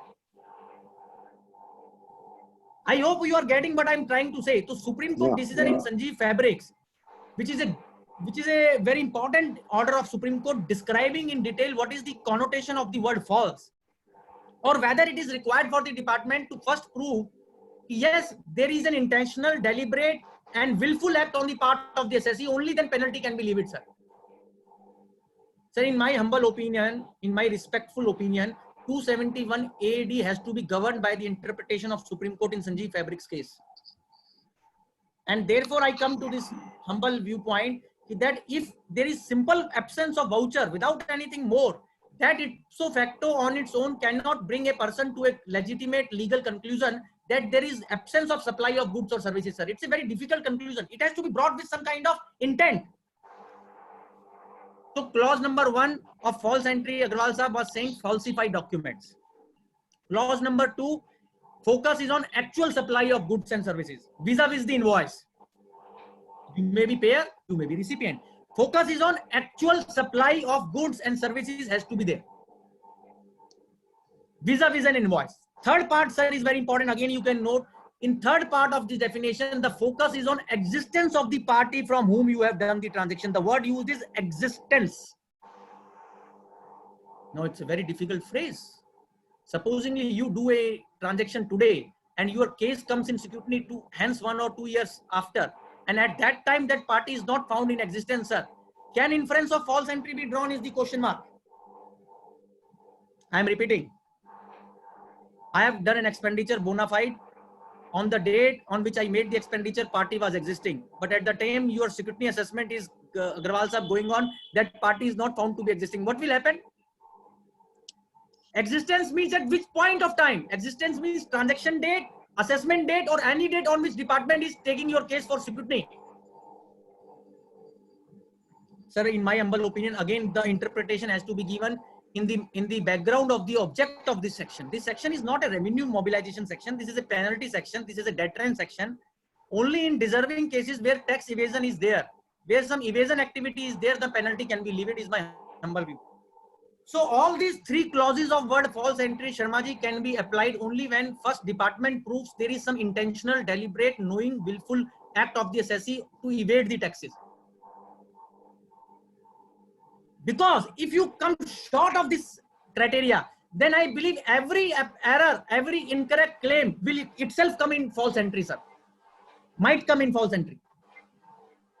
That is not the legislative intent. That is not the mischief. That is not the contemporaneous expositio. That is not the legislative understanding and the background for which this draconian provision is inserted, sir. I hope I am done with false entry scope. Now I am coming to omitted entry scope, sir. What is omitted entry? Let me take a practical case study to put my point. अभी आपको पता है बहुत सारा 26 AS में data है, 26 AS you know, sir, जिसमें tax जब डिडक्ट हो जाता है तो ट्रांजैक्शन वहां आ जाती है. अब आपसे या गलती से एसएससी से रिटर्न बनाते वक्त कोई ट्रांजैक्शन अग्रवाल साहब ITR में लेना रह गई जो 26 AS में आ रही थी.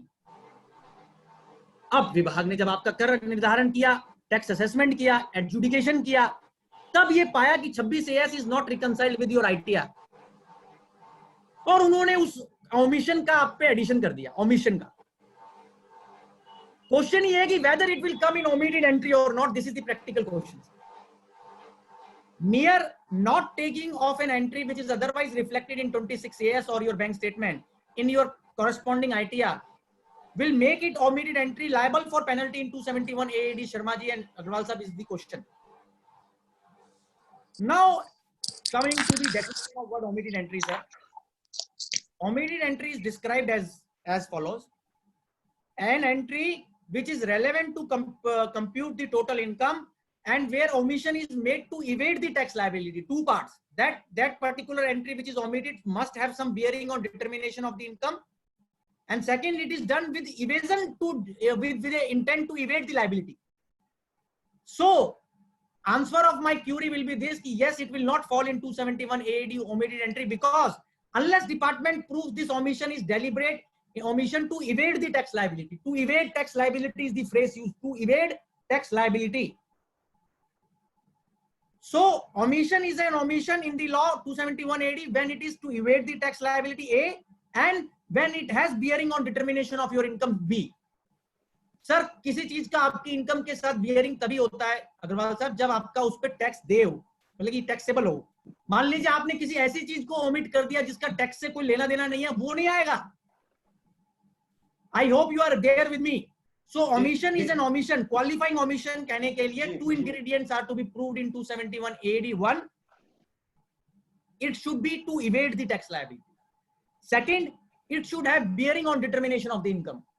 Then only it will qualify as the specified omission in the provisions of section 271A. So sir, पहले तो assessment होगा उस आदमी का जिसके खातों में false entry है या omitted entry है. जब उसका assessment समाप्त हो जाएगा और उसके assessment में ये पा लिया जाएगा कि उसने omitted entry करी है दौरान और false entry करी है, तो 271 AD उस पे लगेगा जिसके खातों में entry गलत है. दूसरे आदमी का नंबर कब आएगा आप लिख सकते हैं. प्रैक्टिकली ये समझाने जा रहा हूं कि when 271 AAD subsection 2 will come, जिसमें अदर पर्सन की बात की गई है. अदर पर्सन मींस जिसके खाते नहीं है, जिसने वो एंट्री कराई है, कॉज है, cause and effect. 271 AAD subsection 2 Sharma ji picture में तब आएगा जब पहले वाले सबसेक्शन में पेनल्टी लग चुकी होगी, इन माय हम्बल ओपिनियन, और वहां का एओ रेफरेंस देगा उस अदर पर्सन के एओ को. अदर पर्सन का एओ कौन होगा? मान लीजिए कोई कंसल्टेंट है, डिपार्टमेंट को लगता है उसने एंट्री कराई है और कंसल्टेंट की असेसमेंट होती है कहीं और टैक्स पेयर की असेसमेंट, क्लाइंट की असेसमेंट कहीं और होती है सर. तो अदर पर्सन पे पेनल्टी कौन लगाएगा? ये मेरा व्यू पॉइंट है कि अदर पर्सन पे पेनल्टी लगाने का अधिकार उसी ऑफिसर को है जो अदर पर्सन का एओ है. बट पहले रिकमेंडेशन जाएगा, रेफरेंस जाएगा कहां से? जो पहले वाले सबसेक्शन में कवर्ड है आदमी, उसके एओ से कि हाँ भैया हमने इसका असेसमेंट किया है और इसके असेसमेंट में हमें ये पता चला है और ये हमने पेनल्टी इस पे लगा दिया, अब आप अदर पर्सन को भी पकड़िए. I hope you are getting my point. I am saying in very lucid sense sir. First the assessment and penalty of the first hand person will be made, and then the penalty of other person will come sir. Sir other person का जब number आएगा तो other person को बड़ा carefully वो सारे कागज मांगने पड़ेंगे विभाग से कि भैया आप इस नतीजे पे कैसे पहुंचे हैं कि ये एंट्री मैंने ही कराई थी. क्योंकि सेक्शन 271 AAD सबसेक्शन 2 में जो वर्ड लिखा है वो आप नोट कर सकते हैं. Cause the person who has cause to made that entry. Cause to made word है, cause to made. Cause to made का मतलब होता है जिसने उस एंट्री को कराया है, और उसका नंबर तभी आएगा, ये मैं बड़ी ह्यूमिलिटी से बोल रहा हूं, जब पहले वाले आदमी की असेसमेंट और पेनल्टी की प्रोसीडिंग का टर्मिनेशन हो जाएगा और वहां से वैलिड रेफरेंस दूसरे आदमी के एओ को आएगा. So this proceeding is a very draconian proceeding, sir. Subsection 1 I have told, subsection 2 I have told, explanation I have told. There are various ambiguous areas in this section where there can be various debatable and multiple viewpoints. And I have already given a very 40-50 page which I have made after this. मेरे 15 seminar अभी हुए हैं sir इस पे, तो मैंने 15 सेमिनारों का शर्मा जी को जो पेपर बनाया वो उसमें निचोड़ है उसका प्रैक्टिकली. तो वो आप अपने सब ऑडियंस को दे दीजिए. अब जो क्यूरी बची है वो मैं ले लेता हूं सर, जो आप कहेंगे तो वो आप मुझे ले लीजिए. अग्रवाल साहब बताइए जो क्यूरीज हैं उसको आंसर करें. फिर आप हाँ जी मैम. हेलो. हाँ जी सर मैम. बताएं सर. हाँ admin ma'am. Hello. Question answer नीचे ही आ रहे हैं। Yes sir, yes sir. Rakesh ji question answer नीचे ही है। जो मेरे सामने आ रहे हैं वो तो मैं ले लेता हूँ, फिर बाद में आप बता दी। नरेंद्र आहूजा साहब पूछते हैं, माय क्वेरीज रिगार्डिंग वो आपके सामने ही आ रहे हैं। if return is filed in response to notice 147 and assessment has been, can AO deny the refund? Ahuja साहब देखिए कि अगर 148 में आपकी असेसमेंट हुई है तो 148 के असेसमेंट में कहीं ये नहीं लिखा कि अगर आपने ज्यादा टैक्स दिया हुआ है तो आपको रिफंड नहीं मिलेगा। अगर आपका जो इनकम एस्केपिंग असेसमेंट है उस पे आपने जो टैक्स दिया है वो ज्यादा है जितना बनता है, तो डेफिनेटली डिपार्टमेंट को आहूजा साहब आपको रिफंड देना पड़ेगा। और आप सर्कुलर नंबर 14/1955 है, बड़ा पुराना सर्कुलर है बोर्ड का, circular number 14/1955 that no advantage of assessee's ignorance can be taken, उसका प्रयोग कर सकते हैं। अगली क्यूरी है सर श्रीवास्तव साहब की, can entries appeared in 26 AS after filing the ITR was absent and was absent till filing the return? Sir see, अभी आपका क्वेश्चन के फैक्ट्स क्लियर नहीं है श्रीवास्तव साहब, बट मुझे ये लग रहा है सर ये पूछना चाह रहे हैं कि 26 AS का कुछ बाद में हुआ है, बाद में आया है, ITR के बाद हुआ है कुछ। Can entries appeared in 26 AS after filing the ITR, मतलब कि जो ITR के समय थी नहीं वो बाद में पेयर ने, डिडक्टर ने अपने रिवाइज 26 AS में आई है, ऐसा कुछ कहना चाह रहे हैं शायद। जी जी यही है मैडम। वो तो फिर इम्पॉसिबल एक्ट है, आप तो उसमें तो बोनाफाइड आपका अपने आप ही बन गया कि अगर जिस दिन मैंने ITR भरा है अगर उसी दिन 26 AS में वो ट्रांजैक्शंस नहीं थी, you can not ask me to become a clairvoyance and go beyond 26 AS which is otherwise there on that return filing day. So उसमें तो बोनाफाइडनेस आपका अपने आप इस्तेमाल हो गया सर। तो श्रीवास्तव साहब उसमें पेनल्टी लगने का स्कोप तो नहीं होना चाहिए बिल्कुल भी।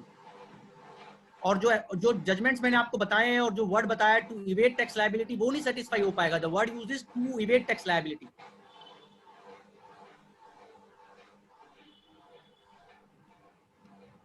Some queries coming from Rasik also. There is a small request, Kapil sir. There is a small request. Some questions are also in Q&A button. This is the fourth button from on the bottom. मुझे पता है sir, मैं अभी boss करता हूं उसको, पहले यहाँ वाले निपटाता हूं। अच्छा नहीं एक्चुअली वो कुछ पार्टिसिपेंट ना अपने क्वेश्चंस को वहां से कॉपी करके चैट में डाल रहे थे। कोई दिक्कत नहीं सर, आप कैसे क्वेश्चन आंसर देखेंगे, वो आपसे सीख लेंगे सर, क्या दिक्कत है।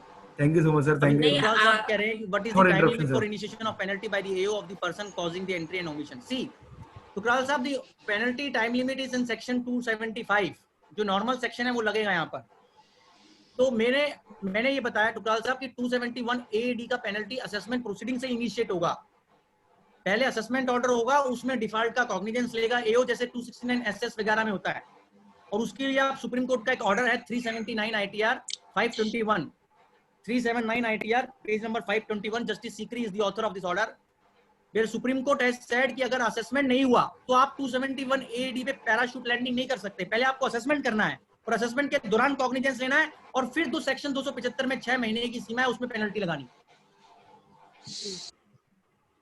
रसिक सी पूछ रहे हैं, in the tax audit report sir the auditor has pointed out that employees PF has not deposited with in time, but in the ITR the client has not added that amount as he deposited the amount before the due date of return filing. The CPC is make addition. रसिक भाई, मैं आपको पहले ही बोल चुका हूं कि ये सब प्रैक्टिकल प्रॉब्लम हो, सॉरी कंप्यूटर का प्रॉब्लम ज्यादा है और ये बिल्कुल कानून के विपरीत है। CPC कोई एक्ट के बियॉन्ड जाकर और लॉ के बियॉन्ड जाकर तो एडजस्टमेंट नहीं कर सकता ना। CPC को भी तो एक्ट ने 143(1) ने जन्म दिया है। और दूसरी बात, जब अदरवाइज आपका जुरिडिक्शनल हाई कोर्ट कह रहा है कि ये क्लेम अलाउएबल है, तो जुरिडिक्शनल हाई कोर्ट के ऑर्डर की क्या मानना हुई या मानना हुई सर? मैंने पहले बता दिया ये गलत है सर। इसके लिए तो इनको कंप्यूटर का सिस्टम ही चेंज करना पड़ेगा। आप और मैं तो अपनी जुडिशियल डिबेट में यही कह सकते हैं कि this is ultra vires, this is in excess of the jurisdiction conferred to the CPC sir. तो रसिक भाई, आप अपील फाइल करिए और दिल्ली हाई कोर्ट का जो एमई लिमिटेड वाले डिसीजंस हैं उन सबको लाभ लीजिए।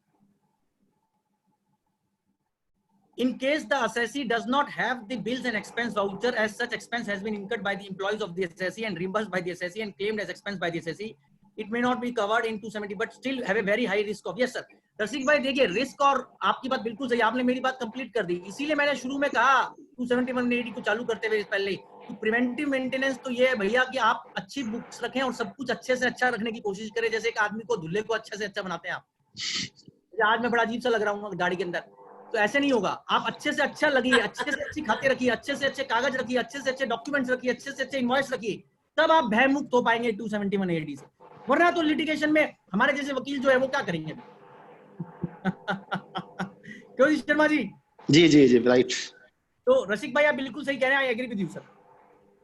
अनिल कुमार जी पूछते हैं कि sir I have received 143(1) notice due to wrongly income shown in 26 years in my PAN department, add in my income and raises demand of इतना, 10 wrongly showing in my 26 years, 10 is another state if Chhattisgarh, please suggest। Sir Anil ji देखिए, ये practical problem again एक system में problem है। System में अगर किसी आदमी ने गलत कोई एंट्री पुट कर दी है, कोर्ट्स के जजमेंट में आपको पहले बता चुका हूं जूरिस्प्रूडेंस की that procedure is handmaid of justice. अगर कोई गलती हुई है तो 154 अगर आप फाइल करते हैं तो उनको करेक्ट करना चाहिए, और अगर 154 में नहीं मानते हैं तो आप 154 की अपील फाइल कर दीजिए। अनिल भैया। नीरज कुमार जी पूछते हैं कपिल जी, अगर आप कहे तो क्वेरी मैं पढ़ देती हूँ, आप आंसर कर दीजिएगा जैसे नहीं, आपको it will take time। नहीं मैडम आप पढ़ दीजिए, वो अच्छा रहेगा, मेरे गले को थोड़ा सा वो रहेगा। हाँ, मैं इसी की वजह से कह रही थी। नीरज कुमार श्रीवास्तव जी की है query, CPC is making addition of late deposit of EPF contribution on the basis of departmental circular। Sir अभी सुप्रीम कोर्ट ने बहुत जगह ये बात लिखी है, दिल्ली हाई कोर्ट ने भी, कि that departmental circular cannot override judicial high court and supreme court decision. This is a settled law Sharma ji, that CBDT circular and board circular, even if it is a central board of excise and custom circular, there are rulings that circular cannot override the judgments of high court sir। so वो circular जो board का है, जो आप बोल रहे हैं CBDT की इंस्ट्रक्शन है, वो जुडिशियल हाई कोर्ट के फेवरेबल डिसीजन को ओवरटेक और ओवरराइड नहीं करेगा। क्वेश्चन आंसर पे मैं ले रही हूँ अब। पहला क्वेश्चन ये है, can assessee be penalized twice for one act under different sections? Yes, this is a civil liability, madam. The Supreme Court says double jeopardy principle applies in criminal statutes only, not applies in fiscal statutes. So they can do it. Next, Hariom Garg. Sorry. Next, Hariom Garg ji का question है, sir please send case law of Telangana high court regarding credit of TDS and tax deposit. Sir अभी भेज दूंगा मैं boss president साहब को।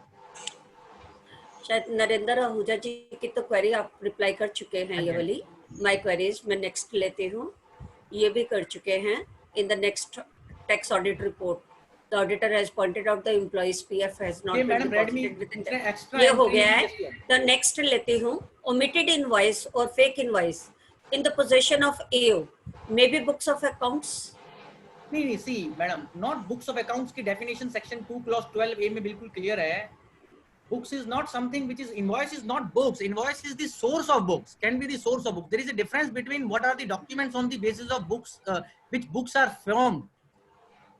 Every document, you see, bank statement is there. Can you say bank statement is books of accounts? No. Purchase and sale invoice are not in themselves books. So therefore I told the definition of books given in section 2 clause 12A, and therefore I gave the judgment of Madras High Court and Bombay High Court in Sheraton Apparels and Taj Brawlers, that books are those books which are maintained in regular ordinary course to compute my income. Even courts have said even P&L account and balance sheet is not books. रसिक जी की तो हो चुकी है मेरे ख्याल से। जी आप बिल्कुल सही कह रहे हैं, सब केसेस में आपको अपील फाइल करनी पड़ेगी भैया, उसके अलावा कुछ चारा नहीं है। मरता क्या नहीं करता, जब गलत एडिशन होगा तो क्या करेंगे? ये तो मैं बता ही चुका हूं। स्टे ऑफ डिमांड भी तो रहेगा sir. Extra sorry, extra stay of demand भी तो रहेगा ना, डिमांड भी तो स्टे रहेगा। वो तो जैसे वो कहते हैं ना कि क्या इंसिडेंटल कुछ चीजें होती हैं, जो गुण होता है वो तो आएगा ही आएगा सर। क्या करेंगे शर्मा जी? भैया इसका एक ही तरीका है ठीक करने का, रूट पे जाइए, सिस्टम को सही कराइए, या तो वो हो, और वरना आपको गलत ऑर्डर आया है, गलत डिमांड रेज हुई है, तो आपको जाना पड़ेगा अपील में। अब बिना अपील में जाए आप सोचेंगे डिपार्टमेंट को अपने आप कर देगा, तो वरना तो उनको रेज ही नहीं करना चाहिए ना सर वो तो। इसीलिए मैंने सारे सुप्रीम कोर्ट के रूलिंग्स और हाई कोर्ट के रूलिंग्स बताए हैं कि ये 143(1) का, और एक हाई कोर्ट नहीं, इतने सारे कोर्ट्स हैं सर 143(1) इन चीजों के लिए। और सुप्रीम कोर्ट वोडाफोन बिल्कुल क्लियर आ गया, वोडाफोन का जजमेंट पढ़िए आप, पैरा 12 और पैरा 13 बताया मैंने वोडाफोन का जजमेंट, जस्टिस यू ललित साहब का। अब उस जजमेंट को अप्लाई कराने के लिए तो आपको कुएं तक तो जाना पड़ेगा ना अपीलेट अथॉरिटी के साथ। सर अपीलेट अथॉरिटी तो ठीक है, पर स्टे तो जमा कराना पड़ेगा ना, स्टे अमाउंट भी काफी है। इसी आप उसमें प्रे कर सकते हैं कि that this demand is outrightly bad and there is see stay of demand के भी पैरामीटर्स हैं, यू नो सर, कि अगर कोई मैटर कवर्ड मैटर है, आपके फेवर में डिसीजंस हैं जुडिशियल हाई कोर्ट के, तो बोर्ड की इंस्ट्रक्शन है, उसमें पैसा नहीं मांगा जा सकता आपसे।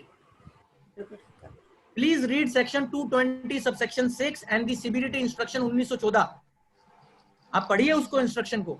उसमें लिखा है सर कि जुडिशियल हाईकोर्ट से जो इश्यू आपके फेवर में कवर्ड है, फिर भी डिपार्टमेंट नहीं मानता है, तो उस कॉरेस्पॉन्डिंग डिमांड को आपसे एओ एनफोर्स नहीं कर सकता है recovery. Next query here, name is not there. Extra entry in GSTR 2A may lead to section 271 AAD. Sir ये GSTR 2 क्या होता है शर्मा जी? ये GSTR 2 is a purchase register. GSTR 2 मेरी बुक्स नहीं बनेगा। फिर मैंने बताया कि सेक्शन को लगाना है तो इसकी की और judicial fact books of accounts हैं, जो इनकम टैक्स एक्ट के अधीन मेंटेन हो रही हैं। Next, R.K. Gulati ji की query है, is it necessary to file reply of notice under section 133(6)? साहब अगर नहीं करेंगे तो डिपार्टमेंट आपका जबरदस्ती 148 कर देगा, इसलिए बेटर रिप्लाई फाइल करिए जिसमें लिमिटेड डिटेल्स दीजिए कि हम टैक्स असेसी हैं और हमारा यहाँ कर निर्धारण होता है और हमारा कोई भी ट्रांजैक्शन छूटा नहीं है, ऐसा रिप्लाई फाइल करिए। अगर छूटा ना हो तभी कहिए। Next query है, tax deposit wrong PAN, how rectified? मतलब रॉन्ग पैन में टैक्स डिपॉजिट करा दिया तो उसको रेक्टिफाई कैसे किया जा सकता है? ये फिर एडमिनिस्ट्रेशन प्रॉब्लम है, इसको रेक्टिफाई कर असेसिंग अथॉरिटी हाँ, असेसिंग अथॉरिटी के पास जाकर एप्लीकेशन मूव करके ये अपना रेक्टिफाई कर सकते हैं, पैन अपना कर। हमारे जूरिस्प्रूडेंस का प्रॉब्लम नहीं है, उसका आपको मिल जाएगा क्रेडिट जो है। फिर नेक्स्ट क्वेरी है पीके बंसल जी की, the return of income was filed taking the credit of good amount of TDS and while framing N intimation by the CPC, the credit was not allowed of such TDS and the said amount is also appearing in 26 ES. Assessee filed application under section। बस रहने दीजिए madam, मैं समझ गया। बंसल साहब आप अपनी Curie के लिए डायरेक्ट जजमेंट नोट करिए, बिल्कुल ऐसा लगेगा आपको अपने आपके लिए लिखा गया है। जस्टिस रविंदर भट्ट साहब ऑथर हैं इस ऑर्डर के, और दिल्ली हाई कोर्ट का डिसीजन है, मैं सबके बेनिफिट के लिए बता रहा हूँ सर। 154 सेक्शन पे पवन कुमार अग्रवाल, क्या फैक्ट्स थे शर्मा जी पवन कुमार अग्रवाल में कि एक अमाउंट असेसी अपने रिटर्न में 0 भर दिया उसने। बाद में उसे ध्यान आया कि मेरे को तो इसकी रिबेट लेनी है और ये सिस्टम में आ रहा है। डिपार्टमेंट ने कहा जब तुमने खुद ही भैया 0 भर दिया तो तुम्हें किस बात का कुछ भी दे। उन्होंने 154 उसका खारिज कर दिया। Even tribunal was against the assessee in this case, Pawan Kumar Agarwal, but Justice Ravinder Bhatt, speaking for Delhi High Court, reversed the order of the ITT and said it is amenable to 154, which Bansal साहब is asking. उन्होंने कहा 154 में ये सब matters आएंगे और department की duty है, procedure is handmaid of justice. उन्होंने फिर वही मर्यादा याद दिलाई है जो लाहौटी साहब ने दिलाई थी पहले सुधीर सरीन में, कि उतना ही टैक्स लीजिए जितना ड्यू है, उससे एक फालतू मत लीजिए। तो दिल्ली हाई कोर्ट का डिसीजन है बंसल साहब पवन कुमार अग्रवाल का, उसमें लिखा है कि जो 26 एस में अमाउंट आ रहा है और जिसके लिए आपने 154 फाइल किया है, department is duty bound to give you relief in 154। That is Delhi high court decision in Pawan Kumar Agarwal. Narendra Ahuja ka next है, but sir in almost all the cases CPC is making addition for late depositing of EPF, will all the person will have to file appeal? Yes. Next वाले पे आ जाइए, ब्रिजेश गुप्ता जी का question पे। ब्रिजेश गुप्ता जी का है, remedy for defective return under section 139(9). Brajesh भाई वो सुधीर सरीन का ऑर्डर मैंने जो लिखवाया है जिसकी साइटेशन थी 239 ITR 440, उसी से आपको क्लू मिलता है कि ये 264 में आप प्रिंसिपल सीआईटी के पास जा सकते हैं जो आपके रेगुलर सीआईटी है। That is why I discuss this decision of Delhi high court in Sudhir Sarin 239 ITR पन्ना number 440, justice R C Lahoti. Next query is please tell again the stay conditions not to deposit to stay amount. वो आपने जो अभी बताया ना कि there is नहीं madam, मैं दोबारा बता देता हूँ। सिविल प्रोसीजर कोड में क्या होता है साहब कि जो हमने सीपीसी से सीखा है कि आपको सबसे पहले तो प्राइमा फेसाई केस बताना होता है स्टे के लिए। प्राइमा फेसाई केस में जैसे मैं अभी शर्मा जी को बोल रहा था अमली कि अगर मेरा केस किसी ऑर्डर से कवर्ड है जुरिडिक्शन हाई कोर्ट के, आईटीटी से, सुप्रीम कोर्ट से, तो वो आप प्राइमा फेसाई केस में आते हैं। दूसरा होता है बैलेंस ऑफ कन्वीनियंस, कन्वीनियंस किसके साइड पे ज्यादा स्ट्रांग है, कि आपका केस ज्यादा मजबूत है डिपार्टमेंट का है। और तीसरा इररिपेयरेबल कॉज, कि आपसे अभी डिमांड ले ली जाएगी तो आपका इररिपेयरेबल कॉज हो जाएगा। तो इन 3 फैक्टर्स हैं sir, prima facie case, balance of convenience, irreparable injury. इन तीनों को आप सीपीसी में भी लिखे हुए हैं, सिविल प्रोसीजर कोड में। तो प्राइमा फेसाई केस को कोर्ट्स ने कहा सबसे स्ट्रांग है। अगर आपका बहुत सीरियस प्राइमा फेसाई केस है, जैसे कवर्ड मैटर है by any high court ruling and supreme court ruling, then you can very seriously say Sharma जी कि आपको 100% स्टे ऑफ डिमांड मिलना चाहिए। हालांकि डिपार्टमेंट देगा नहीं, वो कहेगा 20% जमा कराइए। वही जी। पर सर क्या कर सकते हैं सर, ये तो रोज है। आप देखिए जो सारी डिमोनेटाइजेशन की असेसमेंट हुई है असेसमेंट 17-18 में, जहां सेल पे अमाउंट ऐड कर दिया गया है, वहां जहां 115 बीबीई लगा दिया गया है और जहां 80% डिमांड निकाल दी गई है, वहां पर भी तो क्या करें, झूठ पीना पड़ रहा है आपको जब तक अपील चली। सर सीपीसी ने ट्रस्ट वाले मैटर्स के अंदर 12 का रजिस्ट्रेशन का बेनिफिट नहीं दिया, डिमांड निकाल दी, वो भी हमारे को अननेसेसरी उसमें जाना पड़ रहा है, डिमांड अपील में ये सब वही केसेस हैं शर्मा जी जो मैंने उस क्रम में बताया। सबसे बड़ा कौन, एक्ट या सिस्टम? जी आप फिर वही अच्छी, मैं तो बेसिक से चलता हूँ सर। भैया कौन बड़ा है, मेरे को आप ये कहिए गोयल साहब, आप ये मानने लग जाओ सबसे बड़ा सिस्टम है, सबसे छोटा एक्ट है, मैं हाथ जोड़ के मान लूंगा। फिर वो परंपरा तो चेंज होगी ना कि system can cross the law which is made by parliament. I am sorry, these are the things have. Next is notice under section 143(2) issued by one AO and assessed under section 144 by another jurisdiction AO. Is it okay? साहब एक Delhi high court का against decision आ गया है। वैसे तो Abhishek Jain 405 ITR page number 1 justice Khanna author है, 405 ITR page number 1 justice Sanjeev Khanna. तो वैसे तो ये एक डिसीजन आप पढ़िए अभिषेक जैन, बट मेरा ओपिनियन ये है कि जो करेक्ट जुरिडिक्शनल एओ है, अगर आपने उससे आपको नोटिस 143(2) का नहीं दिया है तो आप ये कह सकते हैं, इस पे जजमेंट्स हैं बहुत सारे कि the officer who is initiating the proceeding should also be jurisdictional officer and the officer who is completing the assessment should also be jurisdictional officer. And the definition of what assessing officer is given in section 2 clause 7A of income tax act. तो मेरा opinion ये है शर्मा जी कि जिस एओ ने आपको notice दिया है 143(2) का, वो अधिकृत उसका रिप्लाई दिया है, AO can change assessment year not PAN. Next query है how to claim refunds whether due date of filing returns have passed. अब एक सेक्शन 119 होता है, उसमें सीबीडीटी के पास पावर होती है, उसमें आपको रिटर्न ओपन करानी पड़ेगी। सीबीडीटी को, सीआईटी को, चीफ कमिश्नर को, डिपेंडिंग अपॉन कितने रुपए का अमाउंट है उसमें अर्जी लगेगी, या तो सीआईटी को जाएगी या सीसीआईटी को जाएगी या सीबीडीटी को जाएगी, और वो फिर आपकी रिटर्न को रीओपन कराएंगे। उसका एक आसान तरीका भी 148 इशू करा लो उसका, वो भी प्रैक्टिकल तरीका है शर्मा जी, पर आज का डिपार्टमेंट करेगा नहीं। जी जी जी जी जी। अजय कुमार जैन की क्वेरी है जी। दोनों तरीके सर, एक तरीका तो है कि वो प्रैक्टिकल जो आप बता रहे हो, दूसरा तरीका ये भी बड़ा इंपॉर्टेंट है क्योंकि अल्टीमेटली हो सकता है एसएससी को रिट में जाना पड़े और उसके लिए केस क्रिएट करना पड़े। अजय कुमार जैन जी को क्वेरी है, in cases of trust application of expenses has been inadvertently disallowed in most of the cases by CPC. Jain साहब इसीलिए मैंने कहा था वो 143(1) में कि मेरे को जब एओ ने बताया कि सीपीसी 143(1) में चैरिटेबल ट्रस्ट के केसेस में भी एडजस्टमेंट कर रहा है, तो उससे ज्यादा मेरे समझ में नहीं आता। सर मेरे से क्रिटिसाइज मत करवाइए ज्यादा प्लीज। और सुप्रीम कोर्ट जस्टिस ललित बोल रहे हैं, मेरी क्या औकात है सर बताइए। जस्टिस ललित ने लिखा है वोडाफोन के ऑर्डर में कि आप वही काम करिए 143(1) कह रहा है भैया। अब सुप्रीम कोर्ट के ऑर्डर को मानना नहीं मानना तो डिपार्टमेंट का काम है ना साहब। In the main query number 13 Vodafone का डिसीजन 29 अप्रैल 2020। दोबारा से रिपीट कर दीजिए Kapil ji. Madam the decision is Vodafone Limited, the date of order is 29 April 2020, paragraph number 12 and paragraph number 13. The next query is again Ajay Kumar Jain ji ki, a person has made an agreement of property in assessment year 2018-19 for 1.5 CR and advance of rupees 1 crore received in assessment year 18-19 and balance in assessment year 19-20.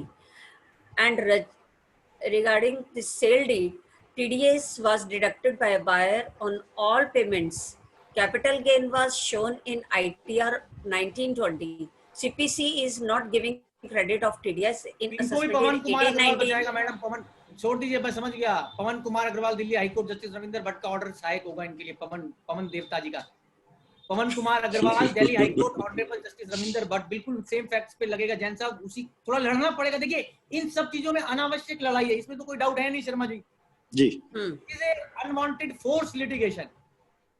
बिल्कुल। एक justice call का, justice Sanjay Kishan Kaul साहब का, supreme court का मैं बता रहा हूँ सर, उसमें ये उन्होंने लिख रखा है कि what is the criteria of force litigation and compulsive litigation. Reported है 400 आईटीआर पेज नंबर 9 में। ये फोर्स लिटिगेशन है, कंपल्सिव लिटिगेशन है। मैडम गुलाटी साहब ने कोई क्वेश्चन पूछा है? नहीं, लास्ट आया है कोई अभी?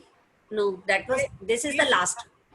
The case is referred to valuation officer for valuation of property during the assessment proceeding. Is it mandatory for the AO to consider the valuation as per valuation report? Answer is yes, sir. Delhi high court का ruling है गुलाटी साहब, बिल्कुल same facts पे modern lace house का justice Muralidhar author हैं। Modern lace house valuation 50C में अगर कराए बिना आपने एडिशन कर दिया और वो आपने रेफर भी कर रखा है या असेसिंग ने रिक्वेस्ट भी किया है और बिना डीवीओ की रिपोर्ट के आपने एडिशन कर दिया 50C में, तो वो एडिशन जीरो है, नल एंड वॉइड है। That is what Delhi high court has said in case of modern lace house. Author of the order is justice Muralidhar, S Muralidhar, doctor S Muralidhar. That's all.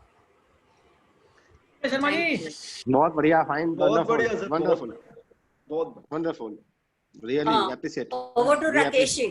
हाँ जी sir, मैं अक्सर कहा करता हूँ कि ज्ञान जो है उम्र का मोहताज नहीं होता, और कपिल जी को तो मैं पिछले 10 साल से जानता हूँ, तो इनका ज्ञान तो जो है वो दिन पे दिन बढ़ता ही जा रहा है। हमारे एक टीचर हुआ करते धनीराम जी, वो सर मैथ की कभी किताब नहीं उठाया करते, वो कहते अच्छा इतना सफा नंबर खोल लो, वहां पे क्वेश्चन करो और ये कर लो। तो आपको देख के मुझे वही चीज याद आ रही है सर। Thank you sir. मुझे तो बहुत कुछ सीखने को मिला, नो डाउट सर। और जो आपका एनक्यू था ना, ये 1.25 घंटा आप जो बोले, जो एनक्यू था वो किसी प्रकार से कम नहीं हुआ कपिल जी, वाकई में बहुत कमाल। और मुझे तो ये लगता है कि जैसे इनकम टैक्स जो है वो पूछने की जरूरत नहीं, आप कुछ पूछ लो, उसी का आंसर आ रहा है, उसी का आंसर आ रहा है। सर मैं आई लीव माय डेलिब्रेशन। हाँ तो सर बहुत कमाल का आपका डेलिब्रेशन था। मैं थैंक्स करता हूँ पूरी बार की तरफ से और अपनी तरफ से सर, प्रेसिडेंट साहब की तरफ से, कि आपने इतने अच्छे ढंग से हमें समझाया, बहुत आसान भाषा में समझाया और बहुत सारी चीजें जो है बहुत क्लियर हुई। मुझे लग नहीं रहा था 143(1) जो है इतना बड़ा टॉपिक हो सकता है, मैंने कभी सोचा नहीं था, लेकिन आपने जितनी अच्छी तरह से इसको समझाया, बताया, लगा नहीं इसमें तो अभी और भी गहरा है, ये तो और भी गहरा जा सकता है। तो Kapil ji thank you very much from core of my heart. तो बाकी जो है फिर आपको कभी याद करेंगे और किसी विषय पर। डेफिनेटली सर, ये लॉकडाउन खुल जाएगा अभी और हम मिलेंगे जरूर, चाय पियेंगे, आपका मोमेंटो उधार रहा, आपसे मोमेंटो लेना। और सर मेरे लिए गर्व का विषय है, मैंने सब लोगों को बोल दिया जिन्होंने मेरे से 30-40 वेबिनार कराए, मैंने कहा भैया मेरा मोमेंटो जमा करके रख लो, जब आऊंगा तब ले लूंगा। और कपिल जी ये तो मेरे लिए बहुत सौभाग्य की बात है कि आप जैसा लर्निड व्यक्ति मेरा दोस्त है और बहुत सालों से। तो यस सर, यस सर, धन्यवाद सर आपका। और जितने भी मेंबर्स हैं, लर्निड मेंबर्स हैं, उनका भी बहुत बहुत धन्यवाद सर कि उन्होंने मीटिंग को आखिरी तक आप देखें सर, अभी सब लोग जो हैं वो I got it, sir. बड़ा आनंद आया। बहुत धन्यवाद sir. Thank you Nitika ji, thank you very much sir, thank you Kapil ji Nitika ji thank you, admin साहब जो इसको मीटिंग को कर रहे हैं उनका भी थैंक यू, प्रधान जी का थैंक यू, पूरी ऑडियंस का thank you very much. Kapil ji is a very vibrant speaker, vibrant, yes बिल्कुल जैसे लगा कि no doubt. we will definitely invite you in the bar sir, that is your bar। जी बिल्कुल, very much, thank you. और सबके जो question answer मिले, सबसे बढ़िया बात तो, और ये भी सोने पे सुहागा वाली बात